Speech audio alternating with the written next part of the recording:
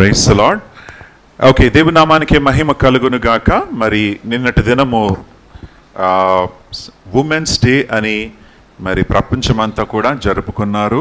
Women's day స్త్రీల కొరకు ఒక రోజు వారు కేటాయించారు. అది ఎందుకు ఉమెన్స్ డే అయింది అనేది మీకు చెప్తాను. దానికంటే ముందు మెన్స్ మీరు బాధపడకండి, ఎందుకంటే మీ డే కూడా వస్తుంది.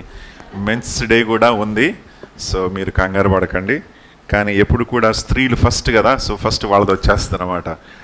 సో ఈ ఉమెన్స్ డే అనేది ఎలా స్టార్ట్ అయ్యిందంటే, రష్యా దేశంలో సుమారు 1900s పంతొమ్మిదవ శతాబ్దిలో రష్యా దేశాన్ని మరి రాజులు పరిపాలించేవారు. రాజులు పరిపాలించేటువంటి సమయంలో ఒక గొప్ప విద్రోహం అనేది చెలరేగిందనమాట. ఆ విద్రోహం అనేది స్త్రీల ద్వారా స్టార్ట్ అయ్యింది. ఆ లేడీస్ అందరు కలిసి రాజుకు వ్యతిరేకంగా వారు ప్రొటెస్ట్ చేశారు. మరి ప్రొటెస్ట్ చేసి మరి ఎంతగా వారు బలపడ్డారంటే ఆ రాజే మరి తొలగిపోయాడు. ఆ యొక్క కింగ్ మొనార్కీ అనేది తొలగిపోయి డెమోక్రసీ అనేది వచ్చింది, సోషలిజం అనేది వచ్చిందనమాట. సో ఆ రోజును జ్ఞాపకం చేసుకుంటూ స్త్రీలు ఎంత బలంగా వారు మరి నిలబడి వారు ఒక దేశాన్ని వారు మార్చారు, ఒక రాజ్యాంగాన్ని మార్చేస్తారనమాట. ఆ రోజును జ్ఞాపకం చేసుకొని వారు మరి మార్చ్ నెల 8వ తారీఖు 8th is the women's day అని వారు చెప్పుకుంటున్నారు. కనుక బైబిల్లో కూడా మనం చూస్తూ ఉన్నట్లయితే ఒక గొప్ప మరి స్త్రీ మనకు కనబడతా ఉంది. ఆమె పేరు దెబోరా. దెబోరా మరి అనేక మరి పనులు చేస్తూ ఉన్నది. మొట్టమొదటిగా లపిదో అనే వ్యక్తికి యొక్క భార్యగా ఉన్నది. తర్వాత ఒక తల్లిగా ఉంది. తల్లి మాత్రమే కాదు, భార్య మాత్రమే కాదు, ఒక ప్రవక్తురాలు ఆమె. She's a prophetess. అది మాత్రమే కాదు, ఆమె ఒక న్యాయాధిపతి కూడా. అంటే ఎన్ని పనులు ఆమె చేస్తుందో చూడండి అమ్మ కదా. సో మల్టీ టాలెంటెడ్, ఎంతో తలాంతులు కలిగినటువంటి ఒక స్త్రీ, దేవుడు లేవనెత్తినటువంటి స్త్రీ. ఆ కాలములో స్త్రీలను చిన్నచూపు చూసేటువంటి సమయములో దేవుడు ఈ స్త్రీని బహుబలంగా లేవనెత్తాడు. హల్లెలూయా. సో ఇది కేవలం స్త్రీలకు మాత్రమే కాదండి, పురుషులకు కూడా ఈ వర్తమానం. ఎందుకంటే దీని ద్వారా మనము అనేక సత్యాలు మనం నేర్చుకోవచ్చు.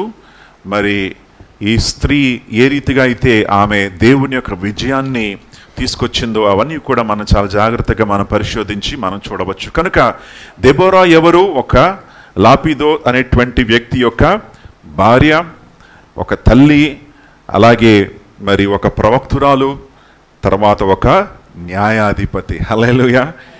మరి ఆమె యొక్క పేరు దెబోరా అనేటువంటి పేరు యొక్క అర్థం ఏంటో తెలుసా అండి? తేనెటీగ. ఏంటి అర్థం? మీరు ఈరోజు వాట్సాప్ చూసారా?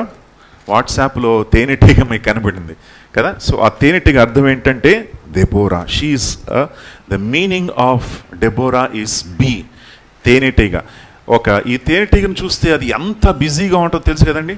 అది చాలా బిజీగా ఉంటుంది. అది ఎప్పుడు కూడా ఏం చేస్తుందంటే, నేను వెళ్ళి ఏం చేయాలి, తేనెను మరి సంపాదించాలి, తేనెను తెచ్చుకోవాలని చెప్పి ఆ తేనెను తీసుకొచ్చి ఎంతో కష్టపడుతూ ఉంటుంది. ఎంతో కష్టపడి తేనెను తీసుకొచ్చి ఆ యొక్క గూడులో దాన్ని సమకూర్చుకొని మరి చాలా చక్కగా ఆ యొక్క తేనెటీగను మరి అనేక మందికి అది ఆశీర్వాదంగా ఉంటుందని మీకు జ్ఞాపకం చేస్తున్నాను. కనుక దెబోరా మరి ఆమె మొట్టమొదటిగా మనం చూస్తే she is the first supreme court judge అనొచ్చు.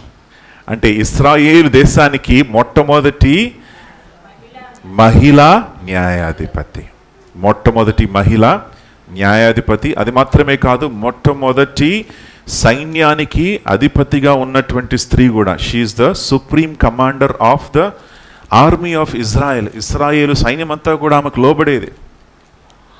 అంత మరి బలమైనటువంటి స్త్రీ, అంతగా దేవుడు ఆమెను లేవనెత్తినట్లుగా మనం చూస్తూ ఉన్నాం. ఈ యొక్క దెబోరా అనేటువంటి పేరు యొక్క అర్థం ఏంటంటే మరి తేనెటీగ. తేనెటీగను మనం చూసినప్పుడు అది ఎంతో కష్టపడుతూ ఉంటుంది.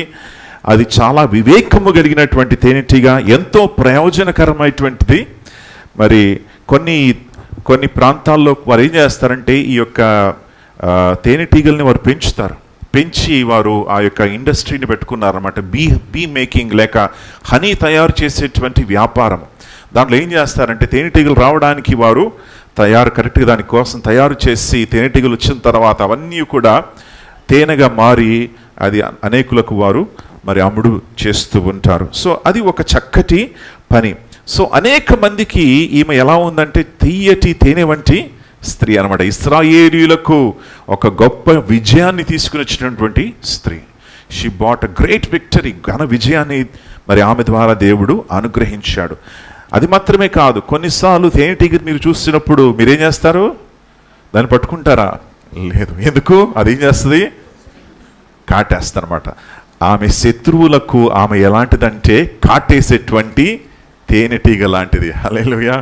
తన శత్రువులకు, ఇశ్రాయేలు యొక్క శత్రువులకు కాటేసేటువంటి బలమైనటువంటి తేనెటీగలాగా దేవుడు ఈ యొక్క స్త్రీని లేవనెత్తినట్లుగా మనం చూస్తూ ఉన్నాం. ప్రియులారా, ఈ స్త్రీ ఒక ప్రవక్తురాలు అని బైబిలు అంటా ఉంది. 4వ వచనములో దెబోరా ఒక ప్రవక్తురాలు. She was a prophetess of God. దేవుడు మరి లేవనెత్తినటువంటి స్త్రీ. బైబిల్లో అనేక మంది స్త్రీలు ప్రవక్తురాలుగా ఉన్నారు. తెలుసా మీకు విషయం? మరి బైబిల్లో మరి పురుషులు మాత్రమే కాదండి, స్త్రీలు కూడా ప్రవక్తురాలుగా ఉంటున్నారు. ఫర్ ఎగ్జాంపుల్ మిరియాం, మోషే యొక్క అక్క, ఆమె కూడా ఒక ప్రవక్తురాలు. తర్వాత హుల్డా అనేటువంటి 2వ రాజుల గ్రంథము 22వ అధ్యాయం 14వ వచనములో హుల్డా అనేటువంటి వ్యక్తి మనకు కనబడతా ఉంది. తర్వాత లూకా సువార్త 2వ అధ్యాయం 36లో యేసు ప్రభుల వారిని కలుసుకున్నటువంటి అన్న అనేటువంటి ఒక ప్రవక్తురాలు. యేసు ప్రభులు బాలుడైనటువంటి యేసయ్య శిశువుగా ఉన్నప్పుడు ఆయనను ఎత్తుకొని మరి ఆయన గురించి ప్రార్థన చేసినటువంటి గొప్ప ప్రవక్తురాలు అన్న. తర్వాత నూతన నిబంధనానికి వచ్చినప్పుడు అపోస్తుల కార్యము 4వ అధ్యాయం 21వ అధ్యాయం 9వ వచనంలో ఫిలిప్పు అనేటువంటి దైవజనునికి 4 కుమార్తెలంట. ఎంతమంది కుమార్తెలు? 4. He had 4 daughters. ఆ 4 కుమార్తెలు ప్రవక్తురాలు, ప్రవచనాలు పలికేటువంటి వారు. చూస్తారా ఎంత అద్భుతమైనటువంటి మరి విషయం మనకు కనబడుతుంది. సో ప్రియులారా, దీని ద్వారా మనకి ఏమర్థమవుతుందంటే దేవుని యొక్క దృష్టిలో స్త్రీలు పురుషులకు మధ్యలో భేదం అనేది లేదు. Hallelujah. God treats everybody equal. దేవుడు ప్రతి ఒక్కరిని కూడా ఎలా చూస్తున్నాడు? సమానంగా చూస్తాడు. స్త్రీని సమానంగా, పురుషుని కూడా సమానంగా చూస్తాడు. స్త్రీలు కేవలము బలహీనమైనటువంటి మరి వెసల్స్, దే ఆర్ వీక్. అంటే శారీరకంగా వారికి బలము ఉండకపోవచ్చు, కానీ మానసికంగా మరి అన్ని విషయాల్లో కూడా వారు పురుషులతో కూడా వారు ఏమై ఉన్నారు? సమానమై ఉన్నారు. హల్లెలూయా. సో ఈ రీతిగా మరి దేవుడు స్త్రీలను నిర్మించినట్లుగా మనం చూస్తూ ఉన్నాం. ఇక్కడ ఈ దెబోరా గురించి ఒక మాట మనకు కనబడతా ఉంది. 5వ వచనాన్ని మనం చూస్తే, ఆమె ఎఫ్రాయిమీల మన్యమందలి రామాకును బేతేలుకును మధ్యనున్న దెబోరా సరళ వృక్షము క్రింద తీర్పుకై కూర్చుండుట కద్దు. తీర్పు చేయుటకై ఇశ్రాయేలీయులు ఆమె యొద్దకు వచ్చుచుండిరి. ఇశ్రాయేలీయులు ఈమె ఎక్కడో కూర్చుందంట. ఎక్కడ? ఒక వృక్షము, ఒక సరళ వృక్షము క్రింద కూర్చున్నప్పుడు ఇశ్రాయేలీయులు, ఆ వృక్షం పేరు ఏం పెట్టేశారు వీళ్ళు? దెబోరా వృక్షము. హల్లెలూయా. చూసారా అంటే ఎంత ఫేమస్గా ఉందో ఈ స్త్రీ, ఒకసారి ఆలోచించండి. అంత ప్రఖ్యాతిగాంచినటువంటి స్త్రీ ఆమె మరి అక్కడ కూర్చున్నప్పుడు ఇశ్రాయేలీయులు అందరూ కూడా అన్ని ప్రాంతాల్లో నుండి ఎవరి దగ్గరికి వచ్చేవారు? ఆమె దగ్గరికి వచ్చి వారి సమస్యలు తీసుకొచ్చినప్పుడు ఈమె దైవజనరాలు ఏం చేసేదంటే మరి దేవునికి సన్నిధిలో వేడుకొని వారి యొక్క సమస్యలకు ఏం ఇచ్చేది? పరిష్కారం చేసేది. హల్లెలూయా.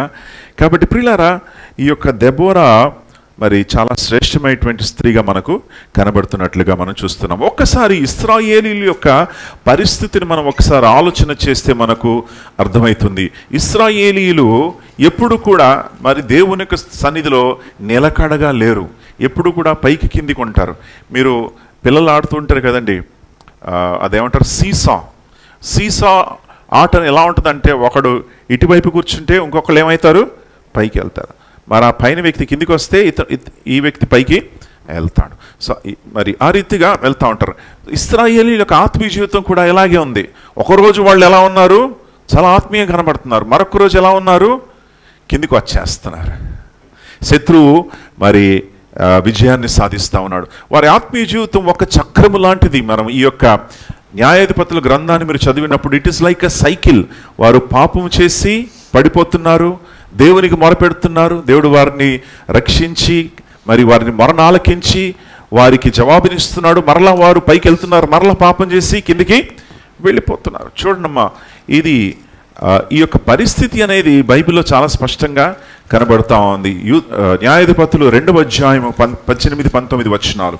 Judges chapter 2. తమ శత్రువులు తమను బాధింపగా వారు విడిచిన నిట్టూర్పులు యెహోవా విని సంతాపించి వారి కొరకు న్యాయాధిపతులను పుట్టించి ఆయా న్యాయాధిపతులకు తోడయ్యుండి వారి దినములన్నిటను వారి శత్రువుల చేతిలో నుండి ఇశ్రాయేలీయులను రక్షించెను.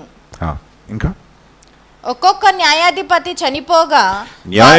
చనిపోగా వారు వెనుకకు తిరిగి ఇతర దేవతలను అనుసరించి పూజించుచు వాటికి సాగిలపడుచు ఉండుట వలన తమ క్రియలలోనేమి తమ మూర్ఖ ప్రవర్తనలోనేమి దేనిని విడువక తమ పూర్వీకుల కంటే మరి మిగుల చెడ్డవారైరి.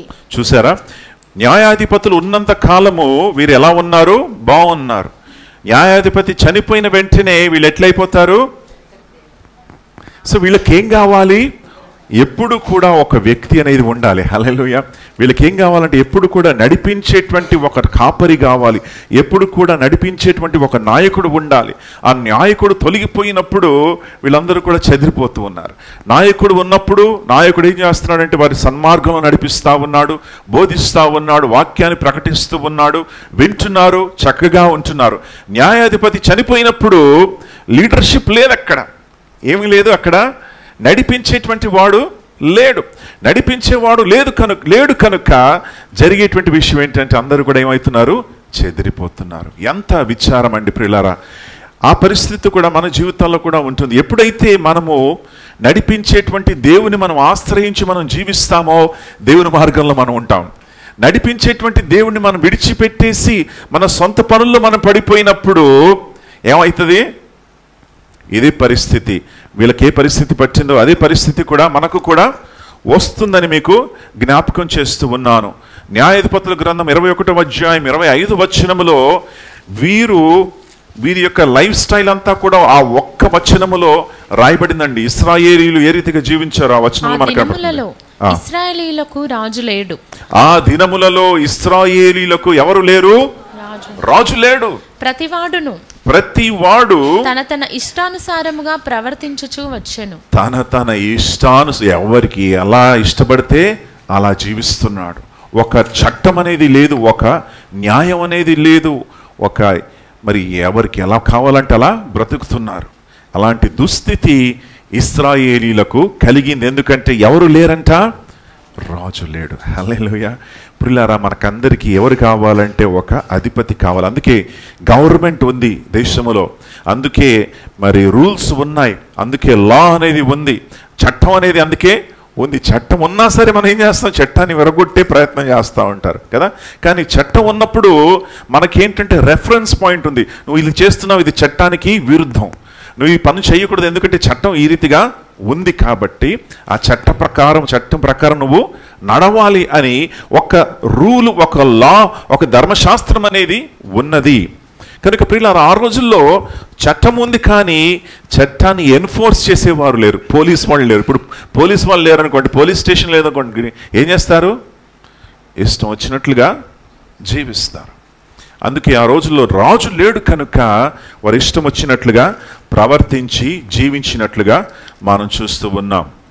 కానీ ప్రియులారా, దేవుడు ఏం చేస్తున్నాడంటే వారు ఎప్పుడైతే దేవుని విడిచిపెట్టేస్తారో వారిని శత్రువు యొక్క చేతిలో దేవుడు పెట్టేస్తున్నాడు. 4వ అధ్యాయంలో ఒక శత్రువు వచ్చి 20 సంవత్సరాలు బాధ పెట్టించాడంట. చూడండమ్మా, 2వ వచనము.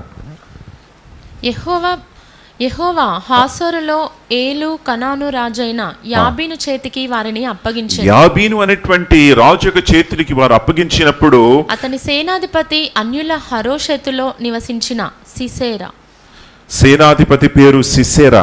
ఈ సేనాధిపతి ఏం చేశాడంటే తన దగ్గర ఉన్నటువంటి సైన్యాన్ని పట్టుకొచ్చి ఆయన దగ్గర ఏముందంట 900 ఇనుప రథాలు ఉన్న. ఈ హ్యాడ్ 900, ఒకటి కాదు రెండు కాదు 900 ఇనుప రథాలు ఉండేవి. ప్రియులారా, ఆ రోజుల్లో వీరేం చేసేవారంటే ఇనుప రథాలు తీసుకొని అలాగే ఇశ్రాయేలు మీదకి వచ్చేసేవారు. వారి యొక్క గ్రామాల్లోకి ప్రవేశించేసేవారు. వారు మరి గ్రామాల్లోకి వెళ్ళినప్పుడు ఆ ఇశ్రాయేల్ ఏ పనులు కూడా చేసుకోలేకపోయారు. ఎందుకంటే ఒక్కొక్క ఇనుప రథములో 4 సైనికులు ఉండేవారు. ఒక్కొక్క ఇనుప రథంలో 4 సైనికులు ఏం చేసేవారంటే ఒకడు నడిపించేవాడు, ఇంకో మిగతా వాళ్ళందరూ కూడా బాణాలు విల్లులు పట్టుకొని వారు ఆ బాణములు విల్లులు విసిరి ఇశ్రాయేల్ని చంపి సంహరించేవారు. అలాగే ఆ యొక్క రథములకు దాని యొక్క చక్రాలకి దాని యాక్సిల్స్కి కత్తి అనేది ఉండేది. సో ఇలా కట్ చేసుకుంటూ వెళ్ళిపోయేది అనమాట. నువ్వు పక్కన వస్తే అంతే చాలు, నీ కాళ్ళు కట్ అయిపోయేది. అలాంటి భయంకరమైనటువంటి మరి ఇనుప రథములు. ఇశ్రాయేలీయులు ఏం చేయలేకపోతున్నారు. క్రూరమైనటువంటి కానానీయులకు చేతుల్లోకి పడిపోయారు. భయపడిపోయి వారు ఏం చేస్తున్నారంటే మరి ఈ యొక్క ప్లేన్స్లో ఉంటే సరిపోదు, మనం కొండల మీదకి వెళ్ళిపోదామని చెప్పి వారు కొండల మీదకి వెళ్ళిపోయారు. ఎందుకంటే కిందంతా కూడా ఎవరు ఉన్నారు? శత్రువులు రథాలు వేసుకుంటూ వారు వస్తున్నారు కనుక వీరు భయపడిపోయి కొండల దగ్గరికి వెళ్ళి పారిపోయినటువంటి పరిస్థితి. ఆ పరిస్థితి ఎంతకాలం ముందో తెలుసా? 20 సంవత్సరాలు. How many years? 20 years. 20 సంవత్సరాలు వారు బాధపడుతూ 20 సంవత్సరాలు వారు శ్రమ పడుతున్నట్లుగా మనం చూస్తూ ఉన్నాం ప్రియులారా. కనుక ఇంత కఠినమైనటువంటి శ్రమ, ఇంత కష్టం వచ్చినప్పుడు అప్పుడు బైబిల్ ఏమో తెలుసా? ఇశ్రాయేలీయులు దేవునికి మొరపెట్టారు. హల్లెలూయా. ఎందుకండి మనం మొరపెట్ట ముందు? కష్టం వచ్చినప్పుడే మనం ఏం చేస్తామో మొరపెడతాం. ఇబ్బంది వచ్చినప్పుడే మనం మొరపెడతాం కదా. అప్పుడు వరకు మనం మర్చిపోతాం. ఇశ్రాయేలీయులు అప్పుడు దేవునికి మొరపెట్టారు, కన్నీరు కారుస్తూ ఉన్నారు. 3వ వచనం, ఇశ్రాయేలీయులు దేవునికి కన్నీరు కార్చారు. అతడు 20 సంవత్సరంలో ఇశ్రాయేలీయులను కఠినమైన బాధ పెట్టగా, కఠినమైనటువంటి బాధ పెడుతూ ఉన్నాడు. ఇశ్రాయేలీయులు యెహోవాకు మొరపెట్టిరి. ఇశ్రాయేలీయులు ఏం చేశారు? యెహోవాకు మొరపెట్టారు. హల్లెలూయా. ముందే చేయాల్సిందమ్మా.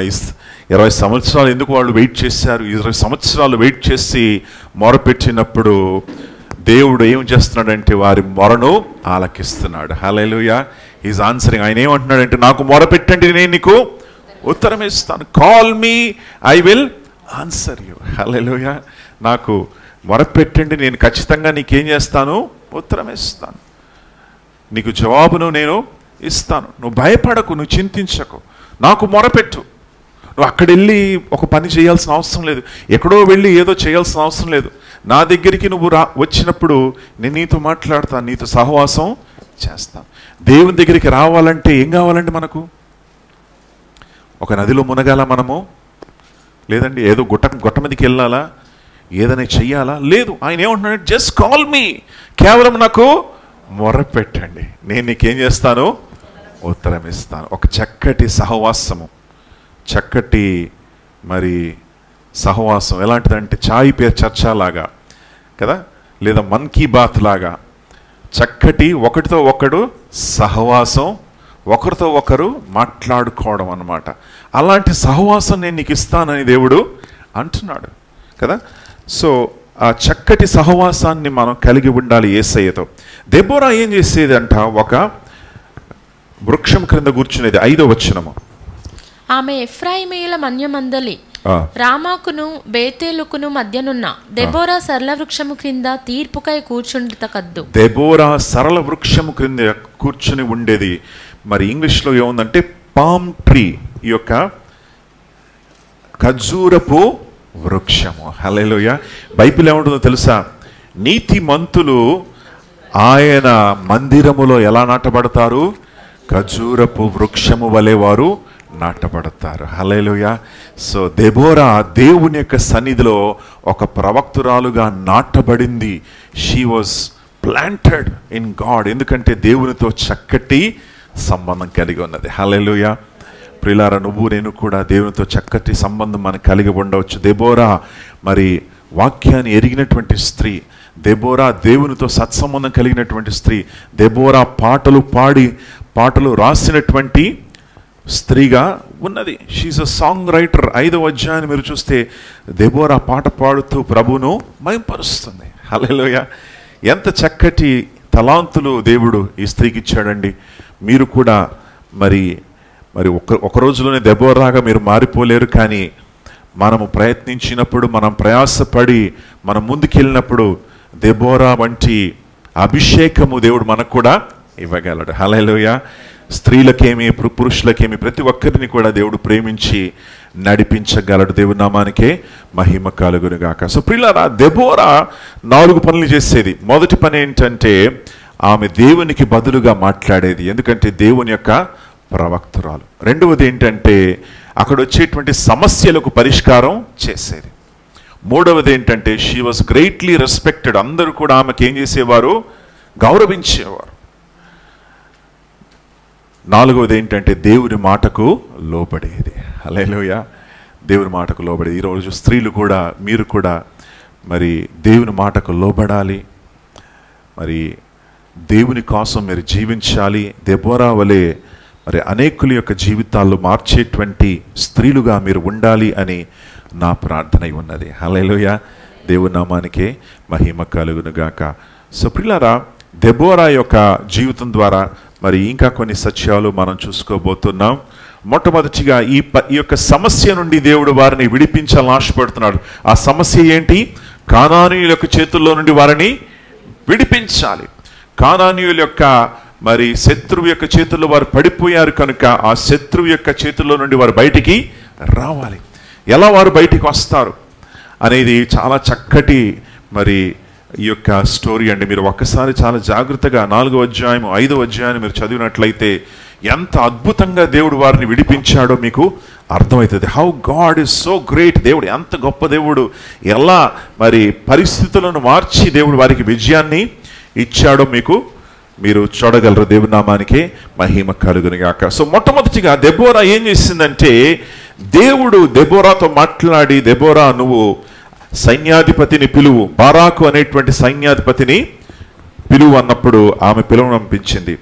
బారాకు వచ్చాడు. బారాకు వచ్చినప్పుడు దెబోరా ఏమంటుందంటే, బారాకు నువ్వు వెళ్ళి ఇదిగో తాబేరు కొండ మీద నువ్వు ఏం చేయాలి? సైన్యాన్ని మరి అక్కడ నిలబెట్టు.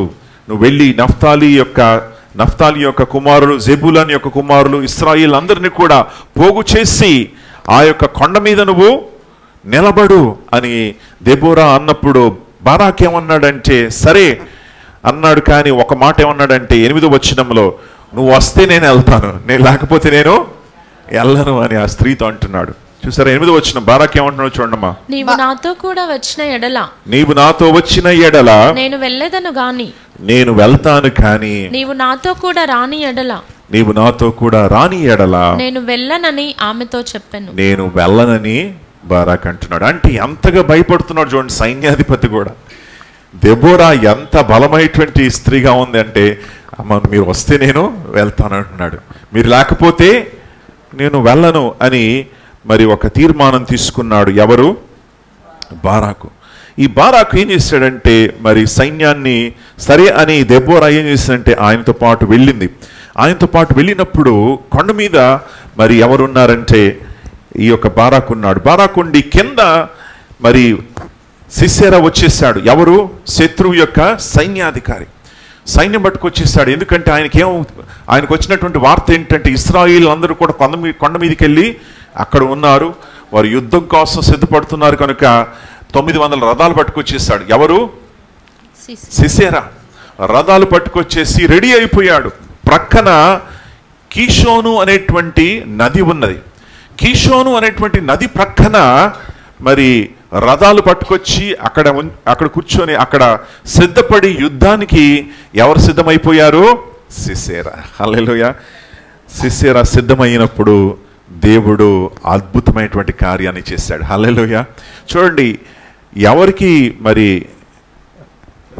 ఎవరికి శక్తి ఉందండి ఇక్కడ? 900 రథాలు. ఇశ్రాయేలుకి 20 సంవత్సరాలు వారు ఓడిపోయారు. 20 సంవత్సరాల్లో ఒక్కసారి కూడా వారు గెలవలేకపోయారు. ఒక్కసారి కూడా వారి జీవితంలో విజయాన్ని చూడలేకపోయారు వాళ్ళు. కానీ ఈసారి దేవుడు ఏం చేయబోతున్నాడంటే సిసేరా తన సైన్యము తన రథాలన్నిటినీ కూడా ఓడించబోతున్నాడు దేవుడు. హల్లెలూయా. ప్రతి విషయాన్ని వారికంటే బలమైనటువంటి శత్రువును వారికంటే మరి ఎంతో బలాజ్యము కలిగినటువంటి ఆ శత్రువును దేవుడు నిర్మూలన చేయబోతున్నాడు. హల్లెలూయా. ఈరోజు మీ జీవితంలో కూడా దేవుని నమ్మినట్లయితే నీకు అడ్డుగా ఎటువంటి సమస్య వచ్చినా సరే, ఎటువంటి శత్రువు నీ ఎదురుగా ఉన్నా సరే, దేవుడు ఏం చేయగలడంటే ఆశ్చర్యకరంగా శత్రువు యొక్క కార్యాన్ని ఏం చేయగలడు? నిర్మూలన చేయగలడు. Hallelujah. When you trust in God, దేవుని యందు విశ్వసించి దేవుని మాటకు లోబడినట్లయితే నీకు అడ్డుగా ఉన్నటువంటి ప్రతి శత్రువు యొక్క కార్యాన్ని కూడా దేవుడు నిర్మూలము చేసి నీ జీవితంలో ఘన విజయాన్ని దయచేయగలడు. బహుశా నువ్వు అనుకుంటున్నావేమో, ఈ పరిస్థితిని ఎలా ఎదుర్కొంటాను, ఈ సమస్యను ఏ రీతిగా ఎదుర్కొంటాను, నా జీవితంలో ఉన్నటువంటి ఈ కష్టం ఏ రీతిగా ఎదుర్కొంటాను, ఈ యొక్క ఫ్యామిలీ ప్రాబ్లం ఎలా ఎదుర్కొంటాను, ఈ వ్యాపార సంబంధమైనటువంటి పరిస్థితి, లేక ఈ యొక్క చదువుల్లో ఉన్నటువంటి ఈ యొక్క కష్టము, లేక ఈ యొక్క మరి ఈ ప్రాబ్లమ్స్ ఏ రీతిగా నేను ఎదుర్కొంటాను ప్రభువా అని నువ్వు అనుకుంటున్నావేమో. అలాగైతే నువ్వేం భయపడకు, ఎందుకంటే దేవుడైన యెహోవా నీకు తోడై ఉన్నాడు. హల్లెలూయా. ఆయన ఆశ్రయించినప్పుడు ఆయన నీ శత్రువులను మరి ఒకవైపు నుండి వారు వచ్చినట్లయితే 7 వైపుల నుండి వారు పారిపోతారంటున్నాడు దేవుని యొక్క వాక్యంలో. హల్లెలూయా. దేవుని నామానికి మహిమ కలుగును గాక. సో శత్రువు రెడీ అయిపోయాడు. శత్రువు వచ్చి రెడీ అయిపోయినప్పుడు దేవుడు వారికి ఘన విజయాన్ని ఎలా ఇచ్చాడో మనం ఒక్కసారి చూద్దాం. చూడండి, 5వ అధ్యాయంలో ఒక మాట మనకు కనబడుతోంది.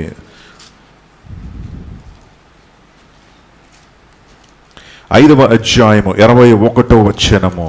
కీషోను వాగు వెంబడి పురాతనపు వాగైన కీషోను వెంబడి వారు కొట్టుకొని పోయిరి. వీళ్ళు ఏమైపోయారు? అక్కడ 900 మంది రథాలు ఏమైపోయింది? వాగు ప్రక్కన ఉన్నటువంటిది ఆ యొక్క వాగు ఏమైందంటే సడన్ గా ప్రవహిస్తూ ఉంది. అది వర్షాలు పడలేదు, ఏం కాలేదు. అక్కడ అకస్మాత్తుగా దేవుడు ఏం చేశాడంటే వాగులో నీళ్లు తీసుకొచ్చాడు. ఆ యొక్క నీటి ప్రక్కన ఉన్నటువంటి సిసెరా యొక్క సైన్యమంతా కూడా మరి ఆ యొక్క వాగు ద్వారా కొట్టుకెళ్ళిపోయారు వాళ్ళు. హల్లెలూయా. చూసారు, ఎవరైనా ఊహించగలరా? వారి యొక్క ఆ శత్రువులు, వారికి ఉన్నటువంటి రథాలు అక్కడ ఇరుక్కుపోయాయి. ఆ యొక్క నీళ్లలో, ఆ యొక్క పక్కన ఉన్నటువంటి ఆ మట్టిలో ఇరుక్కుపోయాయి. ఎందుకంటే దేవుడు ఘనమైనటువంటి విజయాన్ని తన బిడ్డలకి ఇచ్చాడు. హల్లెలూయా. సిసెరా తన బండి నడపలేకపోయాడు. బండిని వదిలేసి మరి పరుగెత్తుకుంటూ వెళ్ళాడంట. చూడండి మా 9వ వచనములో, 13వ వచనము,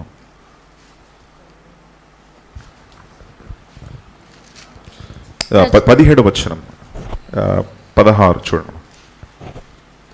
బారాకు ఆ రథములను 15 బారాకు వారిని హతము చేయునట్లు యెహోవా సిసెరాను అతని రథములన్నిటినీ అతని సర్వ సేనను కలవరపరచగా సిసెరా తన రథము దిగి కాలినడకన పారిపోయెను. తన రథమును దిగి ఎలా పారిపోయాడు? కాలి నడకలో పారిపోయాడు. ఎందుకంటే రథాలు నడిపించడానికి అవకాశం లేదు. హల్లెలూయా. చూసారా, దేన్నైతే శత్రువు ఆధారం చేసుకొని మరి ఇశ్రాయేలీయులను హింసించాడో అదే విషయాన్ని దేవుడు దానిని ఆ యొక్క రథాలను దేవుడు నిర్మూలన చేశాడు. పనికి రాకుండా పోయింది అది. హల్లెలూయా. పనికి రాకుండా ఆ రథాలు అయిపోయి ఇప్పుడు బారాక్ ఏం చేస్తున్నాడు? సిసెరా ఏం చేస్తాడంటే రథము నుండి దిగి కాళ్ళలో ఆయన నడుచుకుంటూ పారిపోయినట్లుగా చూస్తూ ఉన్నాం. హల్లెలూయా. దేవుని నామానికి మహిమ కలుగును గాక. ప్రియులారా, మనము నేర్చుకునేటువంటి ఒక పాఠం ఏంటంటే, మరి మొదటి పాఠం ఏంటంటే, దేవుడు దేనికైతే నిన్ను పిలిచాడో ఆ పనిని నువ్వు చెయ్యాలి. హల్లెలూయా. స్త్రీలు, మీరు దేవుడు మిమ్మల్ని మరి భార్యగా, తల్లిగా మరి పిలిచాడు, లేక ఉద్యోగం చేస్తున్నట్లే ఉద్యోగం చేయడానికి పిలిచాడు. ఎక్కడైతే దేవుడు మిమ్మల్ని పిలిచాడో మీరు కూడా పురుషులారా, whatever God has called you, దేవుడు దేనికోసం అయితే మిమ్మల్ని పిలిచాడో, మీరు ఒక హస్బెండ్గా, ఒక ఫాదర్గా, మరి ఒక ఉద్యోగిగా, మీరు ఎక్కడైతే ఉద్యోగం చేస్తున్నారో లేక వ్యాపారం చేస్తున్నారో ఎక్కడున్నా సరే మరి నువ్వు దేవుని కోసం నువ్వు జీవించాలి. హల్లెలూయా. దేవుని మహిమ కొరకు నువ్వు జీవించాలి. దెబోరా వలె దేవుని కోసం మనం జీవించే ప్రయత్నం మనం చేద్దాం. దేవుని మహిమ కొరకు మనము జీవించాలి అని బైబిల్ సెలవిస్తూ ఉంది. హల్లెలూయా, దేవుని పరిశుద్ధ నామానికి మహిమ కలుగును గాక. రెండవది ఏంటంటే మరి హస్బెండ్స్ ఏం చేయాలంటే మీ భార్యలను మరి వారు ఏ విషయంలో అయితే వారికి ఆసక్తి ఉందో ఆ విషయంలో వారు ఎక్సెల్ అవ్వడానికి మీరు ప్రయత్నించాలి. అంటే మీరు వారికి ఇవ్వాల్సినటువంటి స్వేచ్ఛని ఇచ్చి సో దట్ దే కెన్. ఇప్పుడు చూడండి, మా దెబోరా ప్రవక్తురాలుగా ఇలా మారింది. ఆమె హస్బెండ్ ఏం చేశాడు? సపోర్ట్ చేస్తాడు. హస్బెండ్స్ సపోర్ట్ చేయాలి. ఎవరికి? వైఫ్స్కి మీరు సపోర్ట్ చేస్తే వైఫ్ ఏదైతే మరి దేవుడు ఆమెను పిలిచాడో, ఏ పని కోసం అయితే దేవుడు ఆమెను పిలిచాడో ఆ పనిని ఏం చేయగలదామే? పూర్తి చేయగలదు కదా. కనుక as husbands please you must support your wives. మీ వైఫ్స్ని మీరు సపోర్ట్ చేయండి. అలా సపోర్ట్ చేసినప్పుడు దేవుడు వారిని ఏ పిలుపు కోసం అయితే పిలిచాడో ఆ పిలుపును వారు ఏం చేయగలరు? పూర్తి చేయగలరు. హల్లెలూయా. దెబోరా మరి ప్రవక్తురాలుగా ఉంది, కానీ ఇంట్లో ఎవరున్నారు? భర్త ఉన్నాడు. ఇంట్లో ఎవరున్నారు? పిల్లలు ఉన్నారు. భర్త ఏం చేశాడు? బహుశా పిల్లలు చూసుకుంటున్నాడేమో మనకు తెలియదు, బహుశా వంట వాడు అతనే చేస్తున్నాడేమో మనకు తెలియదు కదా. ఏదో విధంగా భర్త ఏం చేస్తున్నాడు? చాలా చక్కగా దెబోరాకి ఏం చేస్తున్నాడు? సపోర్ట్ చేస్తున్నాడు. కనుక అక్కడ జరిగినటువంటి విషయం ఏంటంటే దేవుని యొక్క పిలుపును దెబోరా ఏం చేయగలిగింది? ఆమె తన జీవితంలో ఆ పిలుపుకు లోబడి ఒక గొప్ప ప్రవక్తురాలుగా ఆమె నిలబడినట్లుగా మనం చూస్తున్నాం. కనుక ప్రియులారా, మనము ఈ యొక్క రెండవ పాఠాన్ని మనం నేర్చుకోవచ్చు. మూడవది ఏంటంటే సర్వసాధారణమైనటువంటి వ్యక్తుల ద్వారా దేవుడు అసాధారణమైనటువంటి కార్యాన్ని చేస్తాడు. Hallelujah. Ordinary people, because our God, మన దేవుడు ఎలాంటి వాడంటే అసాధారణమైనటువంటి దేవుడు, అసాధ్యమైన కార్యాలు చేసేటువంటి వాడు, సమస్తం ఆయనకు సాధ్యము. కనుక అసాధారణమైనటువంటి కార్యాలు చేసేటువంటి ఈ గొప్ప దేవుని మనం ఆశ్రయించి ఉన్నాం. కనుక ఆయన నీలాంటి నాలాంటి సర్వసాధారణమైనటువంటి వ్యక్తులను వాడుకుంటూ గొప్ప కార్యాలు ఆయన చేయగలడు. ఇప్పుడు సిసేరా ఎలా చనిపోయాడు మీకు తెలుసా? సిసేరాని ఏమైంది తెలుసా? తన రథాన్ని దిగి ఆయన పారిపోయాడు కదా. రథాన్ని దిగి పారిపోయినప్పుడు ఒక చోటుకి వెళ్ళాడు. పరిగెత్తుకుంటూ వెళ్ళిపోతున్నాడు. బారాకు తన సైన్యం అతన్ని వెంబడిస్తుంది చంపేద్దామని. ఇతడు పరుగులు ఎత్తుకుంటూ వెళ్తున్నాడు. వెళ్ళి తన మిత్రులైనటువంటి కొంతమంది ఉన్నారంట, వాళ్ళ ఫ్రెండ్స్. ఆ ఫ్రెండ్స్ దగ్గరికి వెళ్ళినప్పుడు అక్కడ ఒక స్త్రీ ఆయన కనిపించింది. ఆ స్త్రీ యొక్క పేరు ఏంటి? యాయేలు. యాయేలు అనేటువంటి స్త్రీ ఏం చేసిందంటే ఆయన కలవడానికి వచ్చింది. బయటకు వచ్చినప్పుడు ఆయన ఏమన్నాడంటే, అమ్మ నేను ఇక్కడ ఉండొచ్చా, నేను ఈ యొక్క గూడారంలో దాక్కోవచ్చా అని అన్నాడు. సరే దాక్కోండి అని చెప్పినాను. లోపలికి వెళ్ళాడు, దాక్కున్నప్పుడు ఆయన ఏమన్నాడంటే, చాలా అలసిపోయాను, నాకు కొంచెం నీళ్ళు ఇవ్వు అంటే ఆమె ఏం చేసిందంటే నీళ్లకు బదులుగా పాలు ఇచ్చింది. పాలు ఇచ్చినప్పుడు ఆయన పాలు తాగినప్పుడు మత్తెక్కిపోయింది. ఆయనకి మత్తెక్కిపోయి పడుకున్నాడు. అలాగే పడుకున్నప్పుడు ఈమె ఏం చేసింది తెలుసా? ఈ స్త్రీ ఆ గూడారాలు, మరి ఆ రోజుల్లో ఈ యొక్క గూడారాలు పెట్టడం తీయడం స్త్రీలే చేసేవారంట. ఆ స్త్రీలు గూడారాలు వేసేటప్పుడు ఆ గూడారాలకు ఏముండేది? మేకు ఉండేది. ఆ మేకు మరి వాళ్ళు ఏం చేస్తారంటే గూడారానికి ఆ మేకుకి తాడు కట్టేసి మేకును వారు పెట్టేవారు. ఈమె ఏం చేసిందంటే ఆ యొక్క మేకుతో, ఆ సుత్తితో ఆయన తల కొట్టేసింది. ఎవరు చేశారు ఈ పని? యాయేలు అనేటువంటి ఒక స్త్రీ. దేవుడు విజయం ఎలా ఇచ్చాడు? ఎవరి ద్వారా ఇచ్చాడు? స్త్రీ ద్వారా ఇచ్చాడు. హల్లెలూయా. శత్రు చనిపోయాడు ఆమె యొక్క గుడారములో. So the victory came through a lady. ఇక్కడ చూడమ్మా, న్యాయాధిపతుల గ్రంథములో దెబోరా ఈ ప్రవచనం చేస్తుంది. చూడండమ్మా 9వ వచనంలో బారాక్ ఏమన్నాడంటే, నేను వెళ్తాను కానీ నువ్వు నాతో రావాలి అన్నప్పుడు దేవుడు ఏమన్నాడంటే 9వ వచనంలో, అప్పుడు ఆమె నీతో నేను అగత్యముగా వచ్చేదను, అయితే నీవు చేయు ప్రయాణము వలన నీకు ఘనత కలుగదు. యెహోవా ఒక స్త్రీ చేతికి సిసెరాను అప్పగించునని చెప్పి తాను లేచి బారాకుతో కూడా కేదేశునకు వెళ్ళెను. చూస్తారా దెబోరా ఏమంటుందంటే, మరి ఒక స్త్రీ చేతికి దేవుడు ఎవరినిచ్చాడు? శత్రువుని ఇచ్చేసాడు. హల్లెలూయా, ప్రైజ్ ది లార్డ్. కనుక యాయేలు అనేటువంటి స్త్రీ ఏం చేసిందంటే ఒక్కసారే మరి ఆ యొక్క ఆమె చేతిలో ఉన్నటువంటి ఆ సుత్తితోనూ ఆ యొక్క మరి మేకుతోనూ మరి ఆ సిసేర యొక్క తలను బద్దలు కొట్టేసి మరి పరిపూర్ణంగా శత్రువుని నిర్మూలన చేసేసింది. హల్లెలూయా. అప్పుడు దేవుడు వారికి నెమ్మదిని సమాధానాన్ని ఇచ్చాడు. ఎన్ని సంవత్సరాలు సమాధానాన్ని ఇచ్చాడమ్మా వారికి? అరౌండ్ మరి 80 years వరకు, 80 సంవత్సరాల వరకు వారికి నెమ్మది దొరికింది. హల్లెలూయా. 40 సంవత్సరాల వరకు శత్రు మరలా రాలేదు. హల్లెలూయా. శత్రు కార్యాన్ని వాళ్ళు ఏం చేశారు? నిర్మూలన చేశారు. కనుక ప్రియులారా, మనము కూడా మరి మనం నేర్చుకోవాల్సినటువంటి ఇంకొక పాఠం ఏంటంటే, వీ నీడ్ ఈచ్ అదర్. ఒంటరిగా మనం ఈ పని చేయలేం కదా. We need friends, we need neighbours, we need colleagues, we need one and other. ఒకరొకరు మనకు అవసరమై ఉన్నారు. మన దగ్గర ఉన్నటువంటి ఈ యుద్ధాన్ని, మన ఎదుట ఉన్నటువంటి ఈ యొక్క మరి పరిస్థితుల్లో మనం విజయాన్ని సాధించాలంటే, మనం ముందుకు వెళ్ళాలంటే ఒకరి సహాయం మనకు కావాలి కదా. We need one and other. దెబోరాకి ఎవరు అవసరం ఇచ్చారు? బరాక్ ఎవరు అవసరం వచ్చారు? యాయేలు. అలా ఒకరు సహాయం చేసుకుంటూ ఒక టీముగా వారు పనిచేసి శత్రువును ఓడించారు. కాబట్టి ప్రియులారా, మీరు కూడా ఒక టీం లాగా పనిచేయాలి. మీ గృహములో husband and wife should work as a team. Hallelujah. భార్య భర్తలు ఇద్దరు కూడా ఎలా పనిచేయాలి? పిల్లలతో పాటు కలిసి ఒక టీమ్గా మీరు పనిచేసి ప్రతి విషయాన్ని కూడా మీరు మరి జయప్రదంగా మీరు చేసుకోవచ్చు. దేవునికి లోబడుతూ జీవించాలి అని బైబిలు సెలవిస్తూ ఉంది. Hallelujah. We need each other, we need to support one and other అని బైబిలు అంటా ఉంది. దేవుని నామానికే మహిమ కలుగును గాక. చివరిగా దెబోరా ఏం చేసిందంటే దేవుని నామాన్ని మహింపరిచింది. ఏం చేసింది? దేవుని నామాన్ని మహింపరిచి 5వ అధ్యాయము 1వ వచనము. ఆ దినమున దెబోరాయు అబీనోయము కుమారుడైన బారాకును ఈ కీర్తన పాడిరి. ఇశ్రాయేలీలలో యుద్ధశాలులు ధైర్యము కనపర్చిరి, ప్రజలు సంతోషముగా సిద్ధపడిరి. యెహోవాను స్తుతించి. దెబోరా, బారాక్ ఇద్దరు కూడా ఏం చేశారు? ప్రభువును స్తుతించి పాటల ద్వారా ప్రభువును మహింపరిచారు. 3వ వచనము. రాజులారా వినుడి, అధిపతులారా ఆలకించుడి, యెహోవాకు గానము చేసేదను. యెహోవాకు నేనేం చేస్తాను? గానము చేసేదను.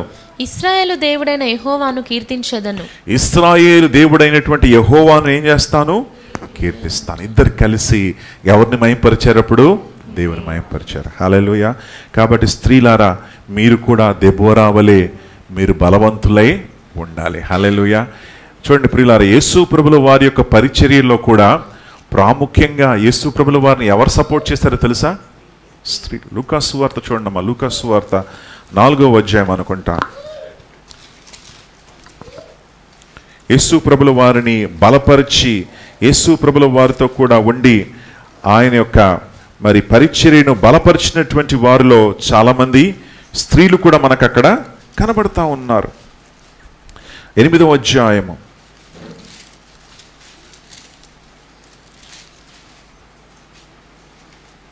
1వ మొదటి వచనము నుండి 3వ వచనం. వెంటనే ఆయన దేవుని రాజసువార్తను తెలుపుచు ప్రకటించుచు ప్రతి పట్టణములోను ప్రతి గ్రామములోను సంచారం చేయుచుండగా 12 మంది శిష్యులను, అపవిత్రాత్మలను, వ్యాధులను పోగొట్టబడిన కొందరు స్త్రీలను, అనగా 7 దయ్యములు వదిలిపోయిన మగ్దలేనే అనబడిన మరియయు, హేరోదు యొక్క గృహ నిర్వాహకుడగు కూజా భార్యయగు యోహన్నయు సూసన్నయు ఆయనతో కూడా ఉండిరి. వీరును ఇతరులనేకులను తమకు కలిగిన ఆస్తితో వారికి ఉపచారము చేయుచూ వచ్చిరి. మరి యేసు ప్రభువు వారి యొక్క పరిచర్యను బలపరిచింది ఎవరండి? స్త్రీలు.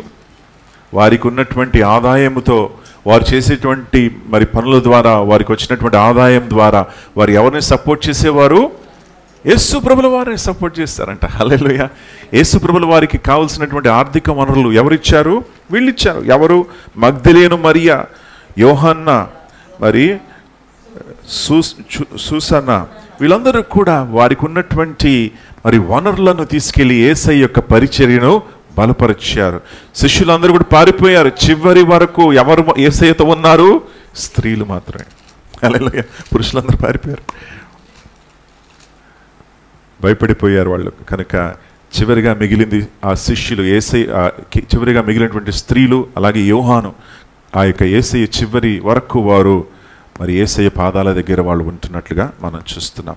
కాబట్టి ప్రియులారా, మరి సిస్టర్స్, మీరు చాలా ప్రాముఖ్యము దేవుని యొక్క రాజ్యములో. కనుక మరి మీ ప్రార్థనలు చాలా ఇంపార్టెంట్. బైబిల్లో మనం ఏం చూస్తున్నామంటే స్త్రీలు ఎలా జీవించారంటే దే లివ్డ్ బై ప్రేయర్. ప్రార్థన ద్వారా వాళ్ళు జీవించారు. ఎక్కడైతే స్త్రీలు కనబడుతున్నారో అక్కడ వాళ్ళు ప్రార్థనా పరులుగా కనబడుతూ ఉన్నారు. ఎక్కడైతే ప్రవక్తరాలు కనబడుతున్నారు వాళ్ళు ప్రార్థనా పరులుగా వారు కనబడుతున్నారు. కనుక సిస్టర్స్, మీ యొక్క మెయిన్ పరిచర్య ఏంటంటే ప్రార్థన. Hallelujah. Praying and strengthening the body of Christ. క్రీస్తు యొక్క సంఘాన్ని బలపరిచి ప్రార్థన ద్వారా మరి మీరు ఇచ్చేటువంటి మరి బలము, శక్తి అది ఎంతో గొప్పది.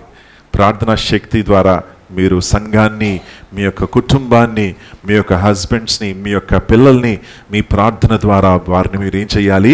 బలపరచాలి. హల్లెలూయా. Praise the lord. ఆ రీతిగా వారు బలము, శక్తిని పొందుకొని వారు ముందుకెళ్తారు.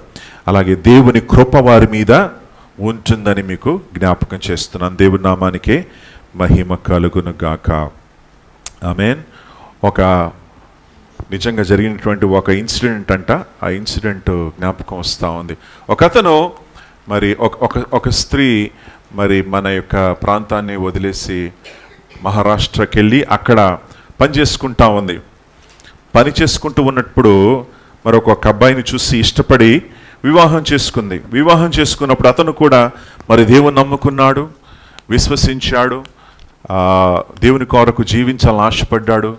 మరి చాలా చక్కగా వారు ఉంటున్నారు. అలాంటి సమయంలో మరి ఈ యొక్క స్త్రీ పేరు కృప, గ్రేస్ అన్నమాట. ఏంటమ్మ పేరు?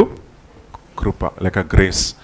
ఆమెకు ఒక చెల్లెలు ఉండేది. ఆ చెల్లెల పేరు మర్సీ.